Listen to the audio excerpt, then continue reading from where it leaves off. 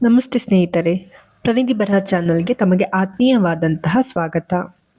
ಇವತ್ತಿನ ಈ ವಿಡಿಯೋದಲ್ಲಿ ಡಾಕ್ಟರ್ ಡಿ.ವಿ. ಗುಂಡಪ್ಪ ಇವರ ಕುರಿತಂತೆ ಕಿರು ಪರಿಚಯವನ್ನು ತಮ್ಮ ಮುಂದೆ ಪ್ರಸ್ತುತಪಡಿಸುತ್ತಾ ಇದ್ದೇನೆ. Doctor DV. ಗುಂಡಪ್ಪ ಅವರು ಕರ್ನಾಟಕದ ಪ್ರಸಿದ್ಧ ಸಾಹಿತಿ ಹಾಗೂ ಪತ್ರಕರ್ತರು.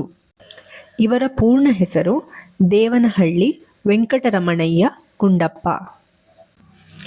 ಡಿ.ವಿ.ಜಿಯವರು 1887 ಮಾರ್ಚ್ 17ರಂದು ಕರ್ನಾಟಕದ ಕೋಲಾರ ಜಿಲ್ಲೆಯ ಮುಳಬಾಗಿಲಿನಲ್ಲಿ ಜನಿಸಿದರು. ಇವರು 1975 ಅಕ್ಟೋಬರ್ 7ರಂದು ಮರಣ ಹೊಂದಿದರು. ಇವರು ವೃತ್ತಿಯಲ್ಲಿ ತತ್ವಶಾಸ್ತ್ರಜ್ಞರು, ವಿದ್ವಾಂಸರು, ಲೇಖಕರು, ಕವಿ ಹಾಗೂ ಪತ್ರಕರ್ತರು. ಇವರ ಹೆಸರುವಾಸಿ ಕವಿತೆ ಮಂಕುತಿಮ್ಮನ ಕಗ್ಗ.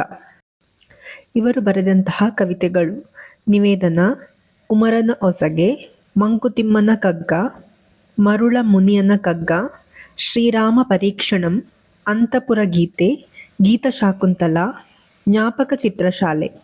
ಇದರಲ್ಲಿ ಮಂಕುತಿಮ್ಮನ ಕಗ್ಗ ತುಂಬ ಹೆಸರುವಾಸಿಯಾದಂತಹ ಕವಿತೆ. ಅದರ ನಂತರ ಎಂದರೆ ಮರುಳ ಮುನಿಯನ ಕಗ್ಗ. ಇವರು ಬರೆದಂತಹ ನಿಬಂಧಗಳು ಜೀವನ ಸೌಂದರ್ಯ ಮತ್ತು ಸಾಹಿತ್ಯ, ಸಾಹಿತ್ಯ ಶಕ್ತಿ, ಸಂಸ್ಕೃತಿ, ಬಾಳಿಗೊಂದು ನಂಬಿಕೆ, ಜೀವನ ಧರ್ಮಯೋಗ. ನಾಟಕಗಳು ವಿದ್ಯಾರಣ್ಯ ವಿಜಯ, ಜಾಕ್ ಕೇಟ್ ಹಾಗೂ ಮ್ಯಾಕ್.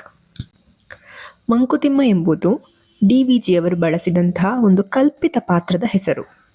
ಮಂಕು ಎಂದರೆ ಗೊಂದಲದಲ್ಲಿರುವ, ಸಂಶಯ ಪಡುವ, ಜಗತ್ತಿನ ಸತ್ಯವನ್ನು ಹುಡುಕುವ ಒಂದು ಸಾಮಾನ್ಯ ಮಾನವ. ತಿಮ್ಮ ಎಂದರೆ ಒಂದು ಸಾಮಾನ್ಯ ಭಾರತೀಯನ ಹೆಸರು, ಅಂದರೆ ಸಾಮಾನ್ಯ ವ್ಯಕ್ತಿಯ ಹೆಸರು. ಒಟ್ಟಾರೆ ಅರ್ಥ ಹೇಳುವುದಾದರೆ, ಈ ಮಂಕುತಿಮ್ಮ ಎನ್ನುವ ಪದದ ಅರ್ಥ ಹೇಳುವುದಾದರೆ, ಜೀವನದ ಅರ್ಥವನ್ನು ಹುಡುಕುತ್ತಿರುವ, ತಪ್ಪು ಸರಿಗಳನ್ನು ಕಲಿಯುತ್ತಿರುವ ಸಾಮಾನ್ಯ ಆದರೆ ಚಿಂತಕನಾದ ಮಾನವ.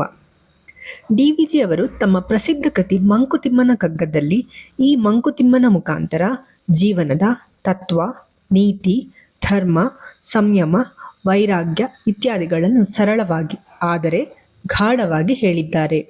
ಸರಳವಾಗಿ ಹೇಳಬೇಕಾದರೆ ನಾವೆಲ್ಲರೂ ಸ್ವಲ್ಪ ಮಂಕುತಿಮ್ಮಗಳೇ, ಜೀವನವನ್ನು ಅರ್ಥ ಮಾಡಿಕೊಳ್ಳಲು ಪ್ರಯತ್ನಿಸುವವರು. Doctor DV. ಗುಂಡಪ್ಪ ಅವರಿಗೆ ದೊರೆತಂತಹ ಗೌರವಗಳ ಕುರಿತು ನೋಡೋಣ. Doctor DV. ಗುಂಡಪ್ಪನವರು 1932ರಲ್ಲಿ ಮಡಿಕೇರಿಯಲ್ಲಿ ನಡೆದ 18ನೇ ಅಖಿಲ ಭಾರತ ಕನ್ನಡ ಸಾಹಿತ್ಯ ಸಮ್ಮೇಳನದ ಅಧ್ಯಕ್ಷರಾಗಿದ್ದರು. 1961ರಲ್ಲಿ ಮೈಸೂರು ವಿಶ್ವವಿದ್ಯಾಲಯವು ಡಿ.ವಿ.ಜಿಯವರಿಗೆ ಗೌರವ ಡಿ.ಲಿಟ್ ಪದವಿಯನ್ನು ನೀಡಿ ಗೌರವಿಸಿತು. ಇದು ಅವರು ಪತ್ರಿಕೋದ್ಯಮ ಹಾಗೂ ಸಾಹಿತ್ಯ ಕ್ಷೇತ್ರಕ್ಕೆ ಸಲ್ಲಿಸಿದ ಅಮೂಲ್ಯ ಸೇವೆಗೆ ದೊರೆತ ಪುರಸ್ಕಾರವಾಗಿದೆ.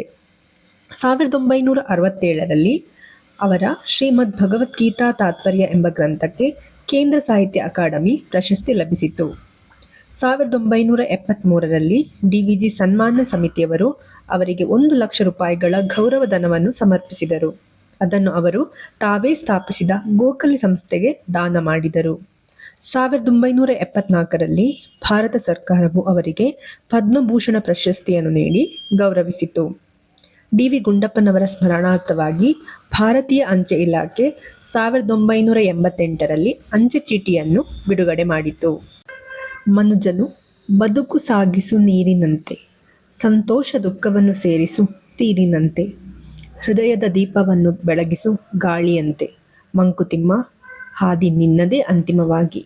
ಈ ಕಗ್ಗವು ಜೀವನ ನಡೆಸುವ ಸರಳ ಆದರೆ ಗಾಢ ತತ್ವವನ್ನು ಹೇಳುವ ಕಾರಣದಿಂದ ಗಮನಾರ್ಹವಾಗಿದೆ. ನೀರಿನಂತೆ ಬದುಕು ಅಂದರೆ ಹೊಂದಿಕೊಳ್ಳುವ ಗುಣ, ಹರಿವಿನಂತೆ ಸಾಗುವ ಜೀವನ. ತೀರಿನಂತೆ ಸಂತೋಷ ದುಃಖ, ಇದರ ಅರ್ಥ ಜೀವನದಲ್ಲಿ ಎರಡೂ ಸಹಜವೆಂಬ ಅರಿವು. ಗಾಳಿಯಂತೆ ದೀಪ ಬೆಳಗಿಸುವುದು ಅಂದರೆ ಒಳಗಿನ ಪ್ರೇರಣೆ, ಆತ್ಮಬಲ ಮತ್ತು ಚೈತನ್ಯ. ಹಾದಿ ನಿನ್ನದೇ ಅಂದರೆ ಸ್ವಯಂ ಹೊಣೆಗಾರಿಕೆ ಮತ್ತು ಆತ್ಮವಿಶ್ವಾಸ. ಈ ಕಗ್ಗದ ತಾತ್ವಿಕ ಮಹತ್ವವೇನೆಂದರೆ ಜೀವನವನ್ನು ಸರಳತೆ, ಸಮತೋಲನ ಮತ್ತು ಧೈರ್ಯದಿಂದ ನಡೆಸಬೇಕೆಂಬ ಸಂದೇಶ. ಮನುಷ್ಯನು ತನ್ನ ಬದುಕಿನ ದಿಕ್ಕಿಗೆ ತಾನೇ ಹೊಣೆ ಎಂಬ ಬೋಧನೆ. ಡಿ.ವಿ.ಜಿಯವರ ಇನ್ನೊಂದು ಕಗ್ಗ ಸ್ಮಿತವಿರಲಿ ವದನದಲ್ಲಿ ಕಿವಿಗೆ ಕೇಳಿಸದಿರಲಿ, ಹಿತವಿರಲಿ ವಚನದಲ್ಲಿ ಋತವ ಬಿಡದಿರಲಿ, ಮಿತವಿರಲಿ ಮನಸ್ಸಿನುದ್ವೇಗದಲ್ಲಿ, ಭೋಗದಲ್ಲಿ ಅತಿ ಬೇಡವೆಲ್ಲಿಯಂ ಮಂಕುತಿಮ್ಮ.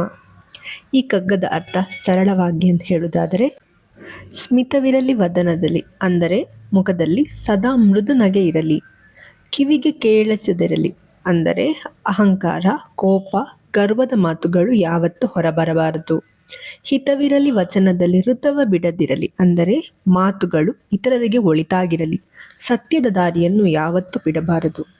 ಮಿತವಿರಲಿ ಮನಸ್ಸಿನ ದ್ವೇಗದಲ್ಲಿ, ಭೋಗದಲ್ಲಿ, ಅಂದರೆ ಭಾವನೆಗಳಲ್ಲೂ ಆಸೆ ಭೋಗಗಳಲ್ಲೂ ನಿಯಂತ್ರಣ ಇರಲಿ. ಅತಿ ಬೇಡವೆಲ್ಲಿಯಂ, ಅಂದರೆ ಯಾವ ವಿಷಯದಲ್ಲೂ ಅತಿಯಾದುದು ಬೇಡ. ಈ ಕಗ್ಗದ ಅರ್ಥ: ಜೀವನದಲ್ಲಿ ನಗು, ಸತ್ಯ, ಒಳಿತು ಮತ್ತು ಸಂಯಮ ಇರಬೇಕು. ಅತಿರೇಕವೇ ಎಲ್ಲ ಸಮಸ್ಯೆಗಳಿಗೆ ಮೂಲ ಕಾರಣ. ಈ ಕಗ್ಗದ ಖ್ಯಾತಿ ಅಥವಾ ಮಹತ್ವವನ್ನು ನೋಡುವುದಾದರೆ, ಇದು ಸಂಯಮ ಮತ್ತು ಸಮತೋಲನದ ಕಗ್ಗ ಎಂದು ಪ್ರಸಿದ್ಧ. ಜೀವನ ನಡೆಸುವ ಸಂಪೂರ್ಣ ನೀತಿ ಸಂಹಿತೆಯಂತಿರುವಂತಹ ಒಂದು ಕಗ್ಗ. ಮಾತು, ಮನಸ್ಸು, ಭೋಗ ಎಲ್ಲದಲ್ಲೂ ಮಿತವೇ ಶ್ರೇಷ್ಠ ಎಂಬಂತಹ ಒಂದು ಬೋಧನೆ. ನಿಮಗೆ ಮಂಕುತಿಮ್ಮನ ಯಾವ ಕಗ್ಗ ಇಷ್ಟ ಅಂತ ಕಮೆಂಟ್ ಮೂಲಕ ತಿಳಿಸಿ. ಯಾರೆಲ್ಲ ನನ್ನ ಚಾನೆಲ್ನ ಸಬ್ಸ್ಕ್ರೈಬ್ ಮಾಡಿಲ್ವೋ ದಯವಿಟ್ಟು ಸಬ್ಸ್ಕ್ರೈಬ್ ಮಾಡಿ ಅಂತ ಹೇಳುತ್ತಾ ಇವತ್ತಿನ ಈ ವಿಡಿಯೋವನ್ನು ಇಲ್ಲಿಗೆ ಮುಗಿಸ್ತಾ ಇದ್ದೇನೆ. ನಮಸ್ಕಾರ.